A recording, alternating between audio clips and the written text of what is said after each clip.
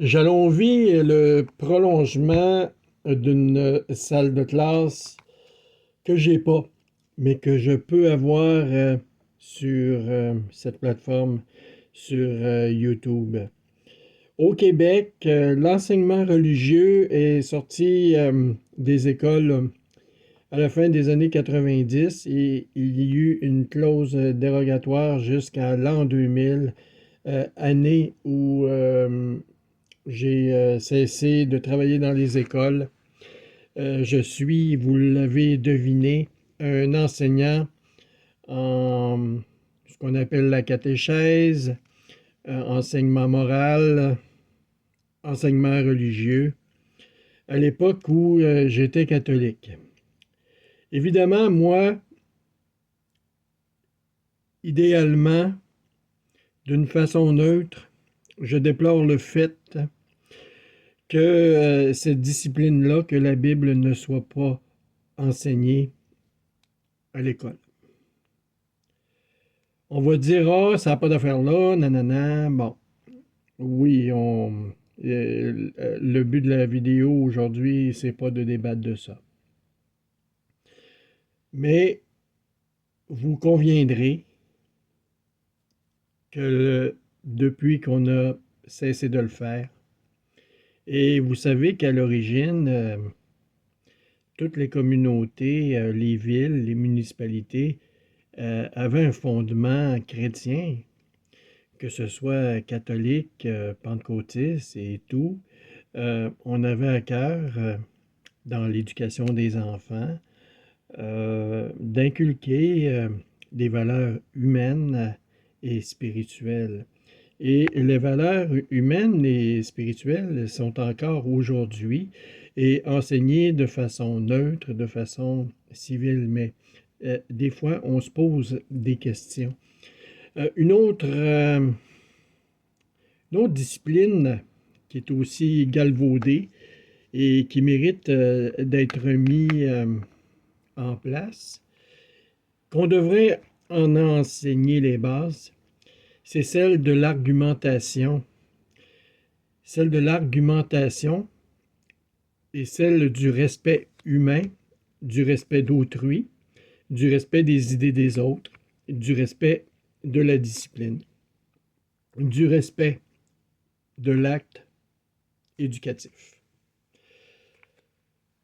Ça fait un certain temps que je veux parler du sujet. Ici au Québec, on parle, et c'est un phénomène connu mondialement, et je voudrais, et j'invite vous qui m'écoutez d'un autre pays, d'une autre partie du monde, qu'en est-il du cellulaire avec les enfants, du cellulaire dans les écoles? Je vous mets en contexte ici au Québec. Presque tous les enfants, ça commence assez jeune, ont un appareil de cellulaire intelligent. Pourquoi les enfants ont ça? Pourquoi les adolescents, la plupart, à peu près 80 ou 90% des jeunes aujourd'hui ont un téléphone cellulaire à partir de 12-13 ans et parfois ça va aller plus jeune aussi. Et le but légitime de ça, c'est qu'ils puissent avertir leurs parents en cas de danger ou en cas qu'ils ne se présentent pas au souper ou qu'il arrive de quoi ou quelque chose comme ça. OK? C'est correct. Mais là où c'est plus touché, il y a deux choses. Ce qu'ils publient sur Internet, ce qu'ils vont filmer, et également la présence du dit téléphone cellulaire dans les cours. Bon. Avec l'interdiction des téléphones cellulaires dans les écoles, et on débat de ça depuis quelques semaines, depuis que le ministre de l'Éducation, ici au Québec, Bernard Drinville, a annoncé que les téléphones seront interdits dans toutes les écoles primaires et secondaires dès la rentrée de l'automne 2025. Il va expliquer la décision qui vise à améliorer la concentration des élèves, à réduire les distractions en classe. Et certains vont soutenir que cette mesure est nécessaire pour favoriser un meilleur apprentissage, tandis que d'autres estiment qu'elle restreint le droit des jeunes. Comme éducateur, je vais vous dire, enfin, enfin, c'est une bonne nouvelle, enfin. On est 20 ans en retard là-dessus. Imaginez-vous donc que depuis les années 2000, depuis 2025, certaines écoles l'interdisaient, certaines classes l'interdisaient. Il y avait beaucoup de tolérance et aussi beaucoup d'incertitudes, beaucoup de tergiversations. Aussi, ce qui arrive, les bagarres dans les cours, l'intimidation, ces choses-là, des profs qui pètent les coches, puis les gens filment. Il y a aussi, il faut éduquer les jeunes, non pas à les interdire complètement, mais comme par exemple, dans une classe, c'est pas le temps d'avoir un téléphone dans le bureau. Ils vont dire sur le bureau. Ils vont dire pour des fins pédagogiques, le tableau vert ou l'ordinateur, la projection, pour un acte éducatif, c'est suffisant. Le reste, là, c'est de la distraction. Dans mon temps, il y a longtemps jadis, c'était un phénomène qui n'existait pas. La seule affaire, là, qui pouvait déranger dans une classe, c'était la gomme. Il y en a qui s'en mettaient 8 dans la bouche, puis c'était comme une vache qui ruminait. Alors, dans ce temps-là, moi, je faisais jeter la gomme. C'était une source de distraction. OK? L'autre source de distraction, j'ai eu des élèves, moi, qui avaient leur écouteur de baladeur. Ah, il faut enlever ça. Mais ils savaient, les élèves, qu'il ne fallait pas emmener des baladeurs. Ça, c'était des cas d'espèce. Ou d'autres bébelles, d'autres choses qui pouvaient être des sources de distraction. C'est dans les règlements de l'école. On est dans une salle de classe et le devoir de l'élève, ils le savent, c'est d'écouter le professeur. On va interdire le cellulaire. Ils vont dire oh, puis c'est même pas le laisser juste dans... Mais ça, je trouve là que il y a un abus de Bernard Drinville. C'est arrivé en diktat. Pourquoi ne pas arriver en douceur de dire bon, là, c'est un phénomène relativement nouveau. Tout le monde a un téléphone cellulaire. Vous l'avez pour communiquer avec vos parents. Donc, nous vous invitons à laisser votre téléphone cellulaire dans votre case, dans votre casier. Et d'autres, il y a certains professeurs que ils faisaient mettre le téléphone dans une petite case. Mais là, c'est une règle générale à partir de l'automne. Aucun téléphone cellulaire dans les écoles. Beaucoup de protestations, puis on entend, puis je pense que le pire là-dedans, là, à pleurer, là, c'est certains parents qui sont exprimés dans les réseaux sociaux, qu'on dit que ça n'a pas de bon sens, ouais. Au lieu de vraiment faire un acte d'éducation en tant que tel. Et je pense que le pire là-dedans, c'est même pas les enfants, c'est même pas les jeunes. Il y en a qui font la grève, tout ça, puis ils sont pas capables de vivre. Puis ça, je reviens dans quelques instants. Ils sont même pas capables de vivre sans leur téléphone cellulaire. Moi, peut-être que je manque un petit peu d'objectivité parce que moi, j'ai vécu toute ma vie de jeune adulte, de jeune professeur, toute mon adolescence. On n'avait pas de Moses de téléphone, on n'avait pas de téléphone. On n'est pas mort non plus. Là, ça semble être, puis les adultes aussi, et dans nos milieux de travail, on a de la misère à décrocher du téléphone cellulaire. On s'en sert. On s'en sert pour travailler, on s'en sert pour se divertir, on s'en sert. Il n'y a même plus de journaux qui sont publiés presque. On va prendre le téléphone pour se renseigner, tout ça. Mais c'est une question de discipline.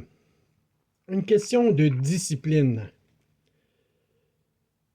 Je pense qu'on devrait plus parler de ça. La discipline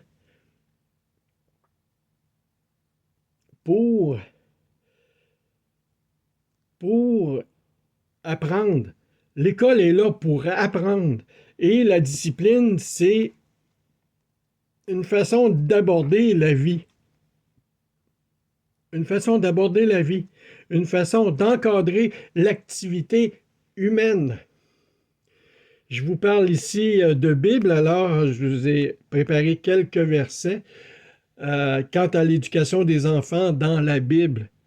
Puis la Bible, beaucoup pensent que c'est rétrograde, que c'est pas à mode, que c'est une affaire de curé, c'est une affaire de pape, de ci, de ça, alors que la Bible, c'est un livre de grande sagesse.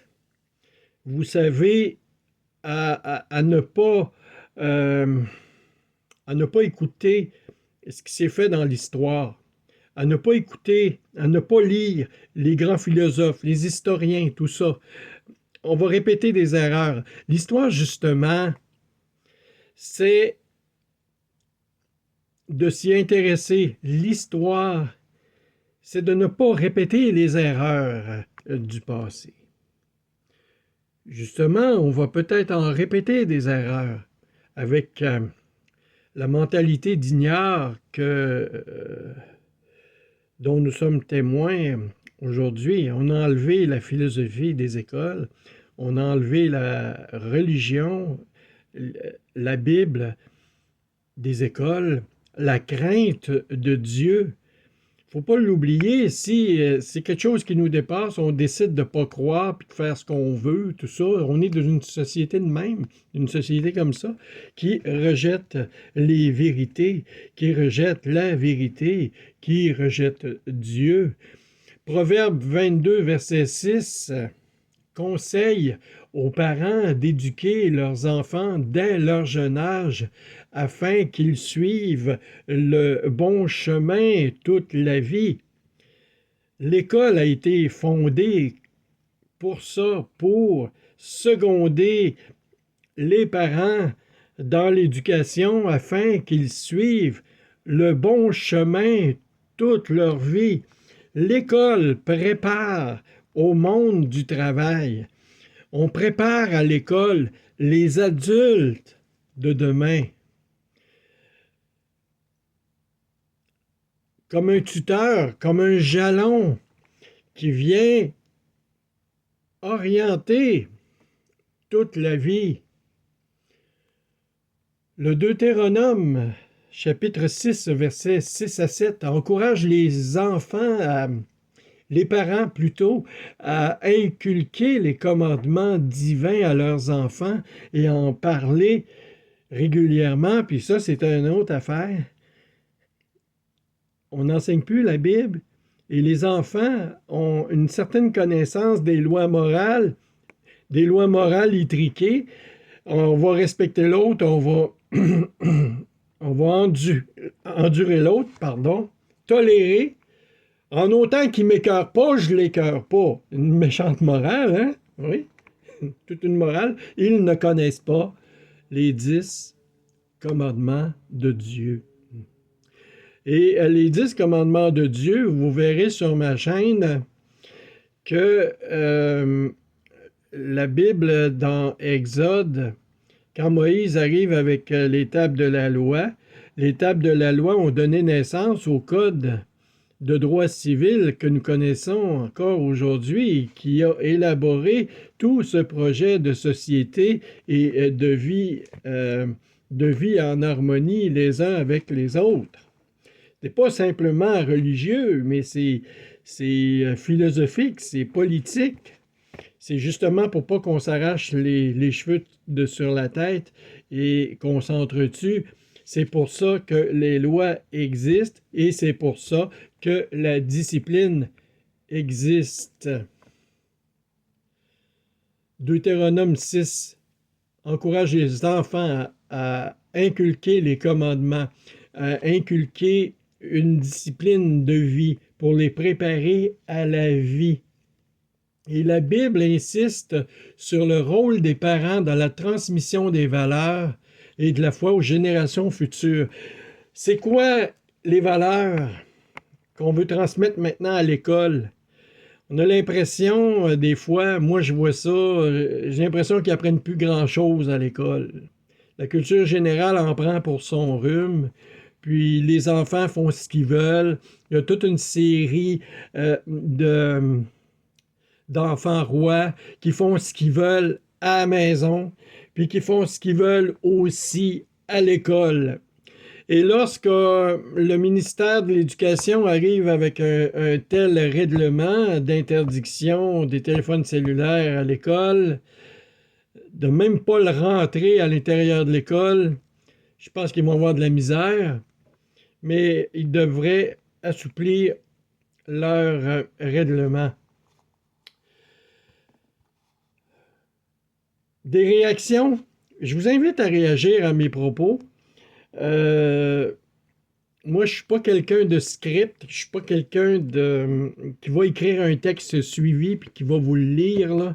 Moi, je suis vraiment pas comme ça.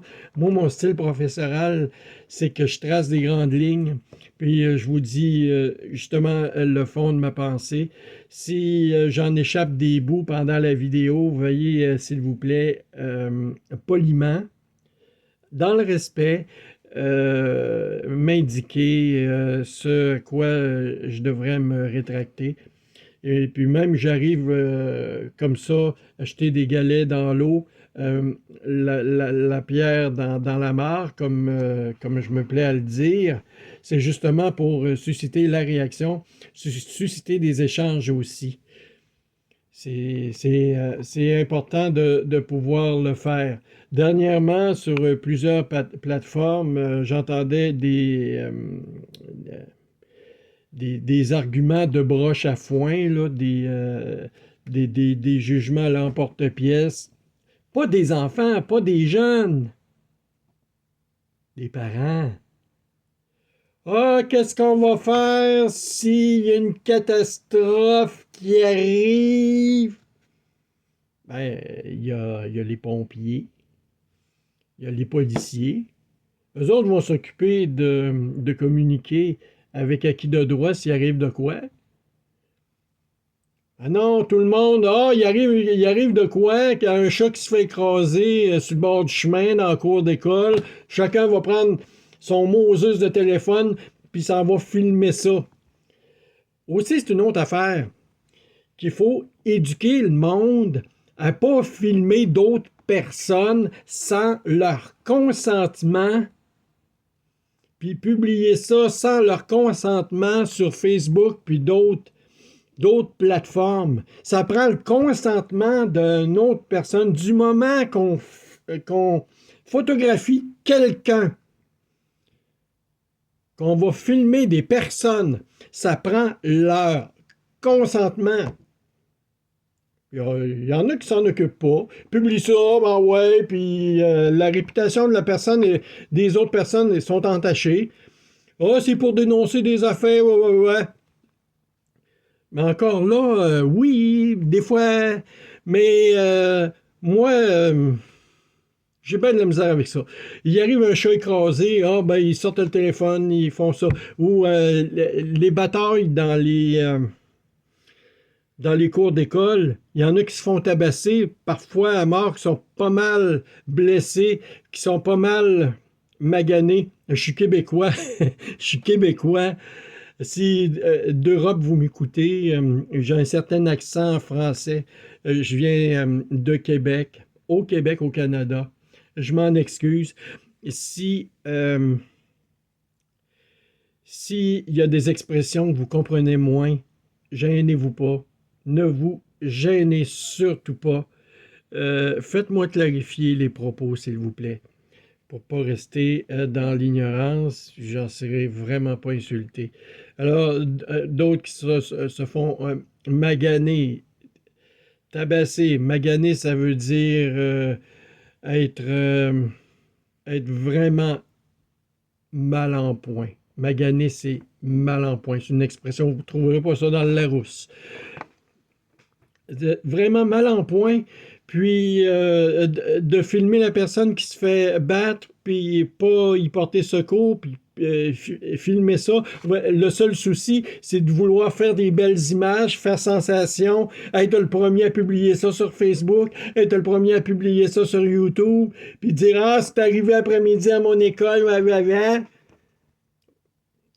L'interdiction, d'une part, c'est pour éviter des choses comme ça. Aussi, quand vous êtes en cours de maths, en cours de français, c'est pas le temps de zigonner, encore un autre mot, de jouer sur votre téléphone pour texter pendant que le prof parle. L'acte d'enseigner est un acte important.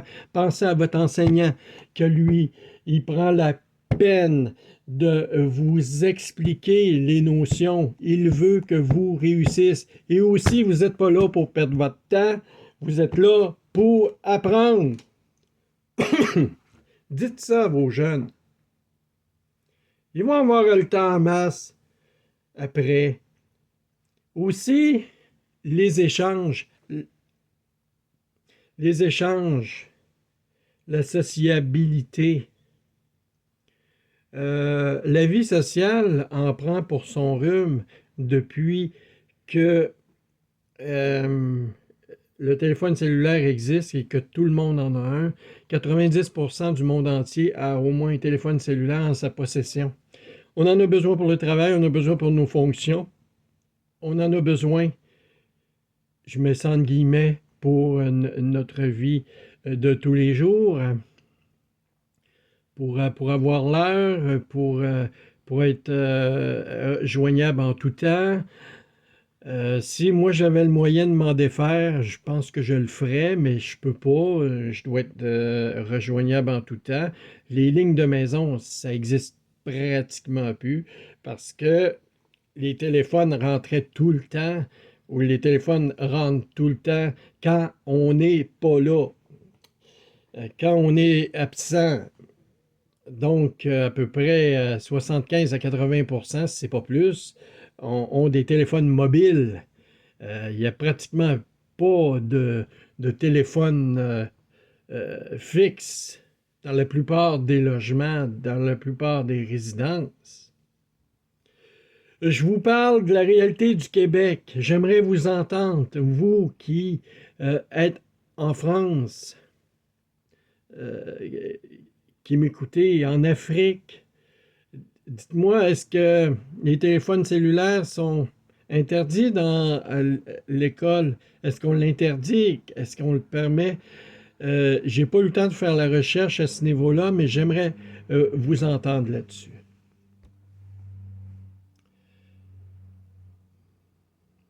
C'est une question d'éducation. On prépare les jeunes à la réalité adulte.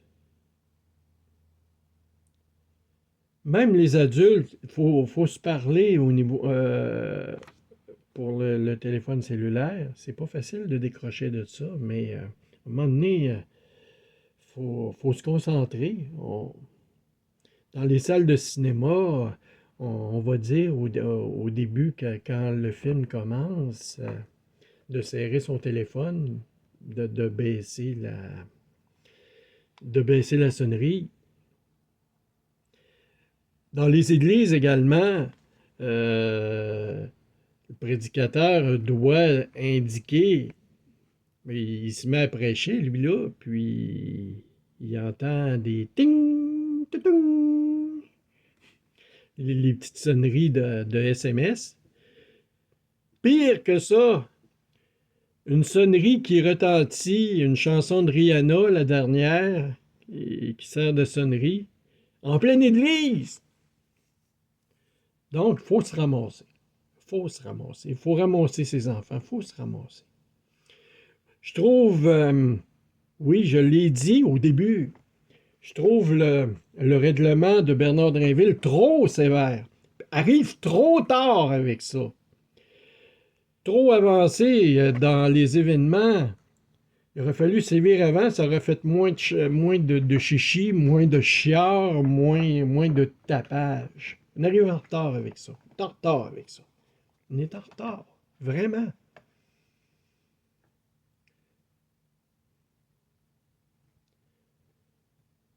Je vais en description ajouter d'autres versets pour votre réflexion sur bien fondé de l'éducation.